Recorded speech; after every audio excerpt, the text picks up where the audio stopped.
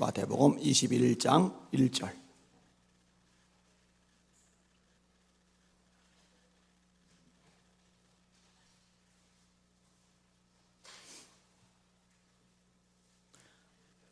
담임 목사를 내려다보는 거 좋아하지 말래니까 아직도 올라가도 있는 사람들 있네. 21장 1절, 1절에서 11절까지 한 절씩 돌아가며 읽고 11절만 같이 읽도록 하겠습니다. 그들이 예루살렘에 가까이 가서 감람산 벳박에 이르렀을 때에 여호와께서 두 제자를 보내시며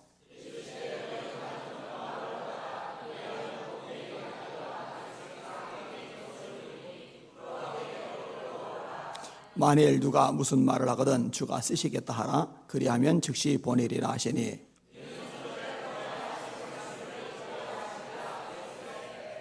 시온 딸에게 이르기를 네 왕이 네게 임하나니 그는 겸손하여 나귀 곧 멍에 매는 짐승의 새끼를 다도다 하라 하였느니라. 나귀와 나귀 새끼를 끌고 와서 자기들의 겉옷을 그 위에 얹음에 예수께서 그 위에 타시니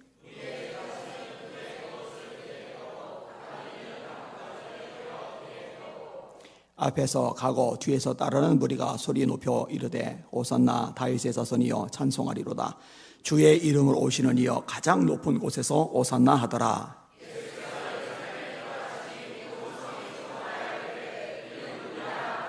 다같이 무리가 이르되 갈릴리 나사렛에서 나온 선지자 예수라 하리라. 아멘. 인사합시다. 할렐루야. 따라하세요. 하나님 오후에도 큰 은혜 주세요. 옆 사람 축복해 주세요. 예배의 목숨을 겁시다. 찬양 팀원들은 특히 예배의 목숨을 걸어야 돼요. 예배의 찬양 인도자잖아요. 본인들이 수요예배, 금요예배 소홀히 여기면서 예배 찬양 인도자로 서는 거는 안 돼요.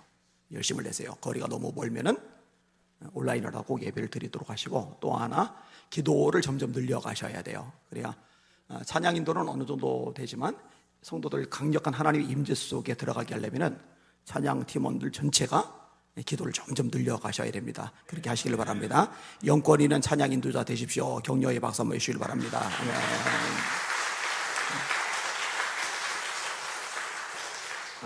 설교 마치고 세 가지 환영회도 해야 되고, 또 오예배 마치고 셀 리더 모임도 가져야 되고, 또 이제 집에 가서 짐도 꾸려서 공항으로 나가야 되고, 최대한 설교를 좀 짧게 하려고 그러는데 쉽지는 않을 거다 생각이 듭니다. 설교 한번 따라합시다. 자신이 나귀 새끼임을 잊지 말라. 자신의 위치를 잊은 사람들 여기가 성경에 나와요. 하갈은 사라의 종이죠. 아브라함의 아들을 하도 못 낳으니까 사라가 잘못된 판단을 해요. 여종을 들여보내서 그렇게라도 애를 낳아야 되겠다. 아브라함의 혈통이 생기도록 해야 되겠다. 이걸 또 아브라함이 받아들여요. 부부가 서로 잘못한 거죠. 아브라함의 아내 사레는 출산하지 못하였고 그에게 한 여종이 있으니 애굽 사람이요 이름은 하갈이라. 사레가 아브라함에게 이르되 여호와께서 내 출산을 허락하지 아니하셨으니 원하건대 내 여종에게 들어가라. 내가 그로 말미암아 자녀를 얻을까 하노라매 아브라함이 사레의 말을 들으니라. 아브라함의 아내 사레가 그 여종 애굽 사람 하갈을 데려다가 그 남편 아브라함에게 첩으로 준 때는 아브라함이 가나안 땅에 거주한 지 10년 후였더라. 창세기 16장 1절에서 3절입니다. 근데 하갈에게 애가 생겼어요. 그러면은 아브라함의 문제가 있는 게 아니라 사라가 문제가 있구나, 이렇게 이제 판단할 만하잖아요, 그죠? 그럼에도 불구하고 자기는 여종이고 사라는 주인이란 말이에요. 이 위치를 잘 기억을 해야 되는데요, 애가 생기자마자 이거를 망각을 해버려요. 창세기 16장 4절, 아브라함이 하갈과 동침하였더니 하갈이 임신함에 그가 자기의 임신함을 알고 그의 여주인을 멸시한지라. 여러분, 종이 죽으려고 작정이지 종이 주인을 멸시한다, 있을 수가 없는 일이거든요. 위치를 이제 망각해버렸어요. 애 생긴 기쁨에. 이 주인을 업신여긴 덕분에 하갈은 어려움을 겪어요. 도망을 가게 돼요. 하나님의 사자가 나타나서 돌아가서 사라의 말에 순종하라 해서 다시 한번 안정된 가정으로 돌아갈 수가 있게 되었던 거죠. 한 사람도 얘기할게요. 요압이라고 있어요. 유능합니다. 친화력이 대단해요. 리더십이 탁월합니다. 그러니 다윗이 군 총사령관을 세웠겠죠. 근데요, 영향력 있고 존경을 받고 리더십 있고 탁월하고 다 좋은데 위치 파악을 못해요. 남유다라고 하면 안 되겠죠. 이때는 사실은 유다 지역은 다윗이 통치를 해요. 나머지 지역은 이스보셋, 사울의 아들이 통치를 해요. 근데 실제로는 이스보셋 왕이 힘을 가지고 있는 게 아니라 그 밑에는 총사령관 아브넬이 힘을 가지고 있어요. 왜냐, 아브넬은 사울 때부터 총사령관이었거든요. 그러니까 군권을 다 쥐고 있는 겁니다. 여러분, 태국 같은 나라 군부 쿠데타가 자꾸 일어나죠. 총리도 있고 장관도 있고 차관도 있고 있는데요, 실제로는 장군이 더 세요. 군권을 쥐고 있기 때문에. 군부가 힘을 쓰는 나라는 다 똑같아요. 이만큼 병권이라는 게 굉장히 중요한 요소로 작용하거든요. 지금도. 옛날로 가면 갈수록 더 그런 거죠. 이 아브넬이 다윗에게 전력을 보내요. 계속 싸울 게 아니라 이 나라를 통째로 다윗 왕 당신에게 갖도록 하겠습니다. 다윗이 기쁘죠. 더 이상 젊은이들 피를 안 흘려도 되니까. 알았다. 실제로 아브넬이 다윗을 찾아가요. 그리고 얘기가 잘 끝나요. 근데 이 와중에 문제가 발생을 하는데 요압이 아브넬을 제거하려고 마음을 먹는 거예요. 이에 요압이 다윗에게서 나와 전령들을 보내 아브넬을 쫓아가게 하였더니 사라 우물가에서 그를 데리고 돌아왔으나 다윗은 알지 못하였더라. 아니, 자기가 뭔가 일을 치르려면 자기 상관, 자기 왕, 주군, 다윗 왕의 결재를 받아야 되잖아요. 이게 질서잖아요. 근데 다윗 왕도 모르는 틈에 아브넬을 불러들인 거예요. 아브넬이 헤브론으로 돌아오매 요압이 더불어 조용히 말하려는 듯이 그를 데리고 성문 안으로 들어가 거기서 배를 찔러 죽이니 이는 자기의 동생 아셀의 피로 말미암음이었더라. 예전에 전쟁이 벌어질 때 요압의 동생이 아비새가 있고 아비새 밑에 아사헬이 있어요. 근데 아사헬이 아브넬을 죽인다고 쫓아가다가 아브넬은 정말 무력이 막강하거든요. 아브넬한테 도리어 죽어요. 이 동생을 죽인 원한이 늘 있었는데 다윗 왕이 아브넬을 통해서 나라가 이제 하나로 될 수 있는 상황을 취한 그 순간에 그 아브넬을 죽여버린 거예요. 그러니까 내전이 계속 이어지죠. 젊은이들이 계속 죽죠. 위치 파악을 못해요. 자, 세월이 좀 지났어요. 압살롬이 반란을 일으켜요. 반란을 일으켜서 왕이 된 압살롬이 군 총사령관으로 삼은 인물은 아마사입니다. 아마사. 근데 압살롬이 죽었어요. 다윗이 보니까 지금 아마사 이거를 내치고 그 잔병들하고 싸우는 것보다는 아마사를 차라리 품고 내 지위 밑에 두는 게 훨씬 낫겠다고 판단을 해요. 다윗이 품이 크거든요. 그래서 다윗이 아마사에게 이렇게 말합니다. 사무엘하 20장 4절 왕이 아마사에게 이르되 너는 나를 위하여 3일 내로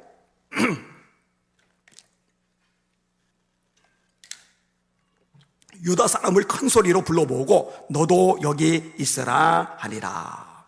내가 너 기용할 거야. 너 귀하게 쓸 거야. 이거 못마땅한 인간이죠. 요압. 유능하다니까요. 실력 있다니까요. 리더십 있다니까요. 전투력 막강하다니까요. 존경 많이 받는다니까요. 친화력 대단하다니까요. 그런데 자기 위치 파악을 못해요. 기본 큰 바위 곁에 이름에 아마사가 맞으러 오니 그때 요압이 군복을 입고 띠를 띠고 칼집에 꽂은 칼을 허리에 맸는데 그가 나아갈 때 칼이 빠져 떨어졌더라. 일부러 칼을 떨어뜨린 거죠. 요압이 아마사에게 이르되 내 형은 평안하냐 하며 오른손으로 아마사의 수염을 잡고 그와 입을 맞추려는 체하며 아마사가 요압의 손에 있는 칼은 주의하지 아니한지라. 요압이 칼로 그의 배를 찌르매 그의 창자가 땅에 쏟아지니 그를 다시 치지 아니하여도 죽으니라. 생각을 해봐요. 수염을 잡은 상태로 칼로 찌르는데 어떻게 피합니까? 수염이라도 안 잡혔어야지 도망을 가죠. 상영은 집사님 조심해야 돼요. 이게 수염 잡히면 꼼짝달싹 못해요. 이게 그러니까 아브넬을 죽여버린 거예요. 아마사를 죽여버린 거예요. 자기 위치는 공고해지리라고 기대를 하는 거예요. 다윗이요, 이거 두고두고 가슴앓이를 해요. 죽기 전에 유언이 뭔지 알아요? 그 유언 내용이 요압에 대해서 하는 내용이에요. 들어보세요. 열왕기상 2장 5절 6절인데 솔로몬에게 유언하는 거예요. 스루야의 아들 요압이 내게 행한 일, 내게 했대. 다윗에게 행했대요. 자기를 무시했다는 거죠. 내게 행한 일. 근데 그게 뭐냐? 곧 이스라엘 군대의 두 사령관 넬의 아들 아브넬과 예델의 아들 아마사에게 행한 일을 네가 알거니와 그가 그들을 죽여 태평시대에 전쟁의 피를 흘리고 전쟁의 피를 자기의 허리에 띤 띠와 발에 신은 신에 붙였으니 네 지혜대로 행하여 그의 백발이 평안히 소홀에 내려가지 못하게 하라. 늙은 상태로 편안하게 노년을 지내다가 죽으면 안 돼. 요거 대가를 치러야 돼. 너 알지? 지혜롭지?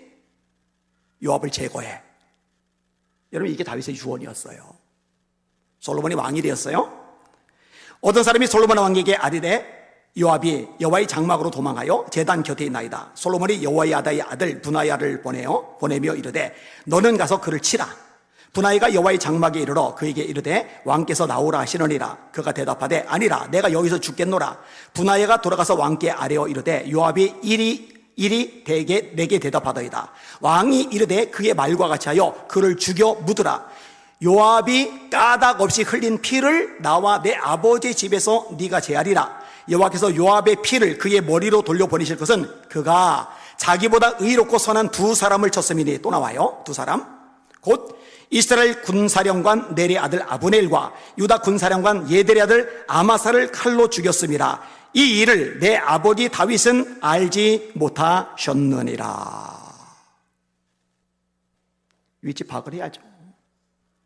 자기 위에는 다윗이 있잖아요. 그럼 다윗 결재를 받아야죠. 다윗 말에 순종해야죠. 근데 자기 감정이 앞서는 거예요. 자기 위치가, 자기 출세가 우선이 되는 거예요. 그러니까 망해버렸어요. 완전히 망해버렸어요. 이렇게 잘난 인간이. 따라합시다. 자기 위치를 망각하지 말라. 여러분, 예수님의 종들은요 절대로 위치를 망각하면 안 돼요. 요압에게 다윗이 주군이듯이 우리들에게 주님은 예수 그리스도이십니다. 따라하세요. 나는 종일 뿐이다. 건방 떨지 맙시다. 교만 떨지 맙시다. 저도 똑같아요. 정신 바짝 차려야 됩니다. 예수님이 요한복음 13장 16절에 말씀하십니다. 내가 진실로 진실로 너에게 이르노니 종이 주인보다 크지 못하고 보냄을 받은 자가 보낸 자보다 크지 못하나니 너희가 이것을 알고 행하면 복이 있으리라. 너는 주인이 아니고 종이야. 너는 보낸 자가 아니라 보냄을 받은 자야. 보내신 분은 하나님이시오. 이것을 알고 행하면 복이 있으리라. 네, 하다 보면 와 대단해요. 영향력도 생기고 존경도 받고 물질도 들어오고 사람들이 막 떠받들여주고 그러면 이제 정신이 확 나가버려요. 내가 뭐라도 된 것처럼. 착각이죠. 여전히 종인데 영광은 주님께만 돌아가야 되는데 이제 바보짓을 하기 시작하는 거예요. 예수님이 누가복음 17장에 제자들 가르치세요. 너희들은 이 일을 다 행한 후에 말하기를. 일을 다 행했어요. 이제 누가 봐도 훌륭해요. 이 일을 다 행한 후에 말하기를. 너희를 이렇게 말해야 돼. 이 일을 다 행한 후에 말하기를. 따라합시다. 나는 무익한 종이라 마땅히 할 일을 한 것뿐이라. 이렇게 고백할지니라. 저도 여러분도 정신 차려야 돼요. 고기 들지 마세요. 목에 힘주지 마세요. 엎드리시고 주님께만 영광 돌리시길 바랍니다. 이거 놓치면 요압처럼 되는 거예요. 자, 오늘 본문에 보니까 예수님이 나귀 새끼를 끌고 오라고 하셔요. 1절에서 5절까지 같이 읽을게요. 시작. 그들이 예루살렘에 가까이 가서 감람산 벳박에 이르렀을 때에 예수께서 두 제자를 보내시며 이르시되 너희는 맞은편 마을로 가라. 그리하면 곧 매인 나귀와 나귀 새끼가 함께 있는 것을 보리니 풀어 내게로 끌고 오라. 만일 누가 무슨 말을 하거든 주가 쓰시겠다 하라. 그러면 즉시 보내리라 하시니 이는 선지자를 통하여 하신 말씀을 이루려 하심이라. 일러서되 시온 딸에게 이르기를 네 왕이 네게 임하나니 그는 겸손하여 나귀 곧 멍에 매는 짐승의 새끼를 탔다 하라 하였느니라. 아멘. 12명의 제자들 중에 2명만 따로 보내는 거예요. 너 저기로 가면은 나귀와 나귀 새끼가 묶여 있어. 그거 풀어서 나한테 가지고 와. 남의 것 막 가져오면 뭘 할 거 아니에요, 주인이? 뭐 하는 거야? 그러면은 주님이 쓰신다고 그래. 예수님이 쓰신다고 그래. 그러면 보낼 거야. 이렇게 말씀을 하시는 거예요. 이건 이제 말씀을 이루시는 거예요. 이는 선지자를 통하여 하신 말씀을 이루려 하심이니 일러스되 시온 딸의 얘기를 네 왕이 네게 임하나니 그는 겸손하여 나귀 곧 멍에 매는 짐승의 새끼를 탔도다. 예수님이 전생에는 구약에 예언된 하나님의 말씀을 성취하시는 데 초점이 맞춰져 있어요. 스가랴 9장 9절의 예언의 말씀이 이 나귀를 타고 예루살렘에 입성하시는 예수님의 모습을 통해 성취가 되는 거예요. 복습삼아 한 번 더. 예수님이 갈릴리 해변에서 주로 활동하신 이유, 제자들이 갈릴리 촌놈들이 주로 많은 이유, 요단 저쪽 이방의 갈릴리를 영화롭게 하셨느니라. 예수님이 다윗의 혈통에서 나오신 이유, 이새의 줄기에 한 가지 싹이 나서 결실할 것이요. 예수님이 한 아기로 태어나신 이유, 이는 한 아기가 우리에게 낳고 한 아들을 우리에게 주신 바 되었는데 그의 어깨는 정사를 메었고, 예수님이 여자의 후손으로 태어나신 이유, 내가 너로 여자와 원수가 되게 하고 너의 후손은 여자의 후손과 원수가 되게 하리니 너는 그 발꿈치를 상하게 할 것이요 여자의 후손은 네 머리를 상하게 할 것입니다. 예수님이 능력 많으신데 고난당하신 이유, 그가 찔림은 우리의 허물 때문이요 그가 상함은 우리의 죄악 때문이라. 그가 징계를 받음으로 우리가 평화를 누리고 그가 채찍에 맞음으로 우리가 나음을 입었도다. 예수님이 운명하실 때 군인들이 제비 뽑기로 예수님의 옷을 가지려거니요 내 옷을 제비 뽑나이다. 전부 다 말씀의 성취예요. 다 이뤘다. 우리 죄값을 청산했다. 다 이뤘다. 예언된 모든 말씀을 성취하셨다. 이 말씀을 이루시는 거거든요. 자, 이제 나귀가 예수님을 태운 채로 입장을 해요. 예루살렘 성에. 난리가 발생합니다. 자, 6절에서 9절까지 읽습니다. 시작. 제자들이 가서 예수께서 명하신 대로 하여 나귀와 나귀 새끼를 끌고 와서 자기들의 겉옷을 그 위에 얹음에 예수께서 그 위에 타시니 무리의 대다수는 그들의 겉옷을 길에 펴고 다른 이들은 나뭇가지를 베어 길에 펴고 앞에서 가고 뒤에서 따르는 무리가 소리 높여 이르되 호산나 다윗의 자손이여 찬송하리로다. 주의 이름으로 오시는 이여 가장 높은 곳에서 호산나 하더라. 아멘. 이 나귀가 융숭한 대접을 받아요. 나귀와 나귀 새끼를 끌고 와서 자기들의 겉옷을 그 위에 얹으네. 여러분, 이 당시에 겉옷은요 대단한 겁니다.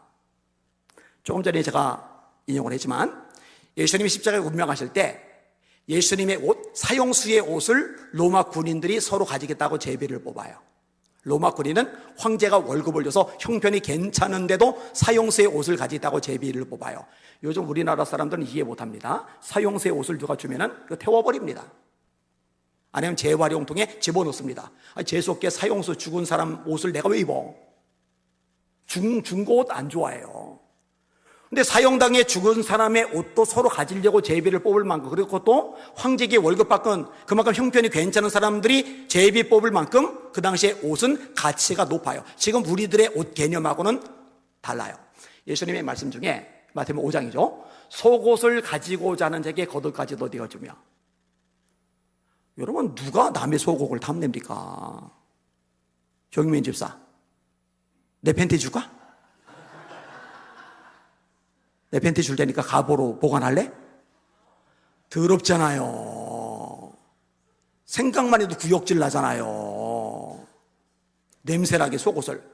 근데 속옷을 달라고 한대요? 이거 뭔 소리야? 그 당시 문화를 생각해야 돼요. 그만큼 옷이 귀한 거예요. 속옷을 가지고 자는 자에게 그보다 더 대단한 거, 더 비싼 거, 더 값어치는 거, 겉옷까지도 내어주라. 바디메오가 예수님을 불러요. 근데 무리들이 막 꾸짖어요. 입 다물어. 그래도 믿음이 있으니까 더 크게 소리 질러요. 예수님이 멈추니까 무리들도 멈춰요. 데려와 그랬더니 가서 예수님이 부르셔 했더니 겉옷을 버려두고 예수께 갔다고 돼 있어요. 이거 대단한 겁니다. 거지에게 겉옷은요 유일한 재산이에요. 전 재산이에요. 입을 역할을 해요. 이 대단한 겉옷을 나귀 위에다 얹어준 거예요. 세상에 나귀가 그런 대접을 받아요. 이게 다가네요. 뭐라고까지도 오늘 본문에 말씀하느냐, 그들의 겉옷을 길에 펴고, 나귀가 따닥따닥 발걸음을 이제 예루살렘 안쪽으로 성 안으로 가는데 이 발걸음마다가 옷을 펴는 거예요. 겉옷을. 더 놀라운 거는 무리의 대다수예요. 무리의 대다수가 그렇게 했어요. 무리의 대다수는 그들의 겉옷을 길에 펴고. 와, 이거는 왕도 받기 힘든 대접을 받는 거예요. 그러니까 이게요, 그냥 쑥 읽으면 감이 안 오는데, 이 당시에 겉옷의 개념을 깊이 이해하고 나서 이 본문을 읽으면요, 이게 지금 어마어마한 일들이 벌어지고 있구나. 여러분, 제 양복을 자동차 지나갈 때 자동차 밑에다가 대서 밟고 지나가게 안 하죠.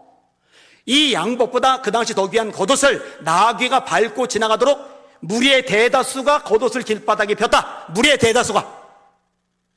근데 그 중에는 겉옷이 없는 사람도 있을 거 아니에요.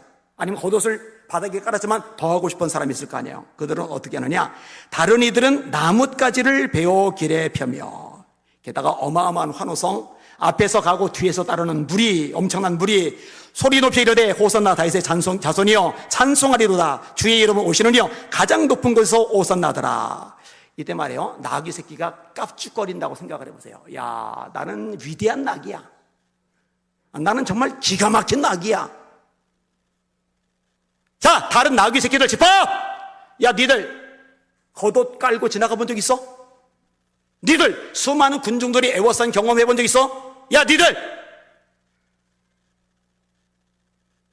이렇게 환호성 소리 들어본 적 있어? 야, 나는 정말 굉장한 나귀야.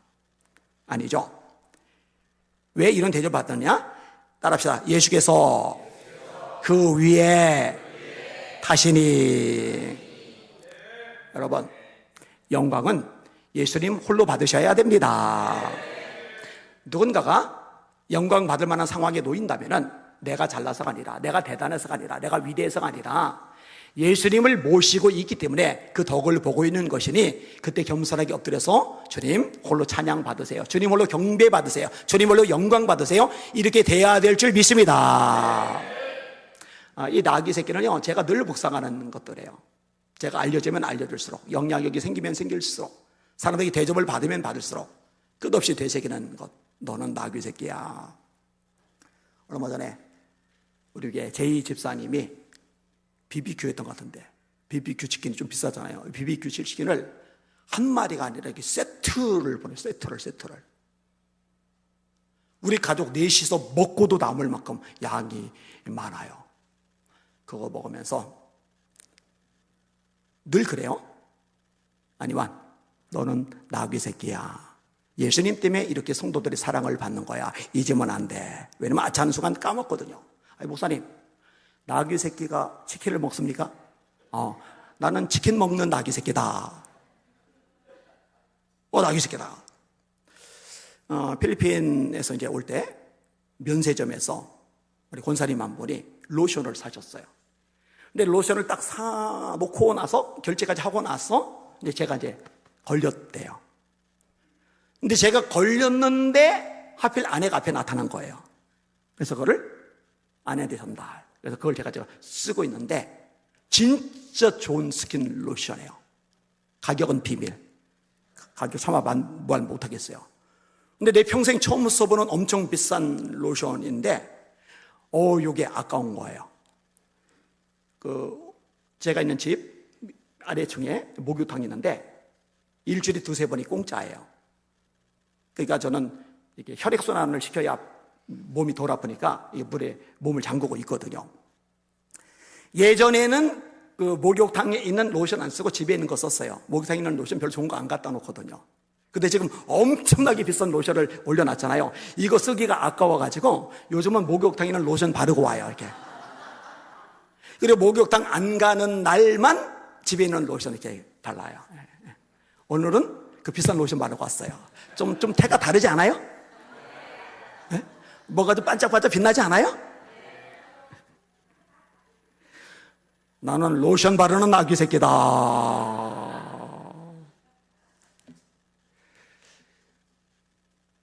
제가 활동하는 것 귀하게 생각하고 이게 후원을 해주는 분들이 종종 있어요. 감사하죠. 근데 최근에 어떤 일이 있었냐면은 임산월 권사님께서 가정적인 어떤 사정이 생기셔서 실버센터로 이렇게 들어가셨어요. 너무너무 속상했어요. 마음이 아팠어요. 내가 결심을 했어요. 요양원 어떻게든 빨리 세운다. 기필코 빨리 세운다. 우리에게 어르신들 정말 노년에 최상의 대접을 받다가 천국 가시도록 내가 하고 말 거다. 작정을 했어요. 이제 그 사실 알고 이제 문자 카톡 주고받고서, 그리고 이제 정인호 권사님 댁 신방을 갔는데 정인호 권사님도 노후 걱정 신경을 좀 쓰시고 하더라고요. 그리고 이제 돌아오는 길에 아내하고 임산을 권사님하고 이제 통화를 해요. 저는 옆에서 같이 끼어들어서 이제 통화를 해요. 통화를 하는데 너무너무 반갑더라고요. 보고 싶기도 하고. 근데 그분이 또 필요한 데 쓰라고 좀 보내셨더라고, 이게. 근데 보내지 마시지, 본인 쓰시지, 그 실버센터에서. 그 마음이 이제 울컥한 거예요. 차에서 내렸는데 저 먼저 걸어갔어요. 왜냐면 눈물이 자꾸 막 나는데 창피하잖아요, 아내 보기가. 그래서 이제 먼저 걸어가요. 그리고 그 주간 내내 눈물이 나요. 어제도 설교 준비하는데 또 눈물이 나요. 나까지 깨본데 이 어르신이 이렇게 아껴주나, 이렇게 사랑해 주시나. 너는 나귀 새끼야. 너 예수님 때문에 이렇게 사랑받는 거야. 너 예수님 때문에 이렇게 아낌을 받는 거야. 예, 나귀 새끼예요. 제가 이제 아프리카 가기 전에 좀 케어를 받고 가라고 김수건 장로님, 곽철희 주사님이 계속 푸시를 해요. 저도 하고 싶은데 시간 내기가 어려워요. 한 번 하면은 1시간만 2시간 후딱 지나가니까 그 시간이 또 아깝기도 막 하고, 막 1분 1초가 막 아깝잖아요. 막 자기 전까지 막 치열하게 살잖아요, 그죠?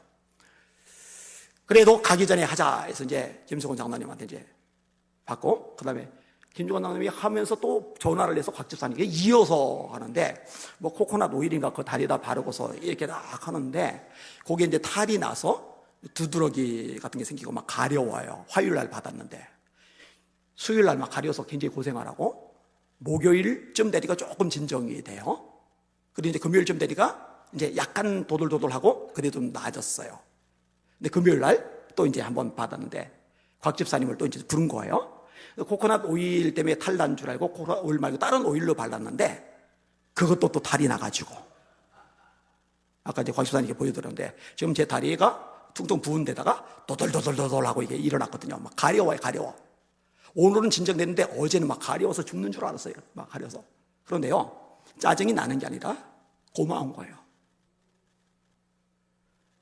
여러분, 김수건 장로님 할아버지예요.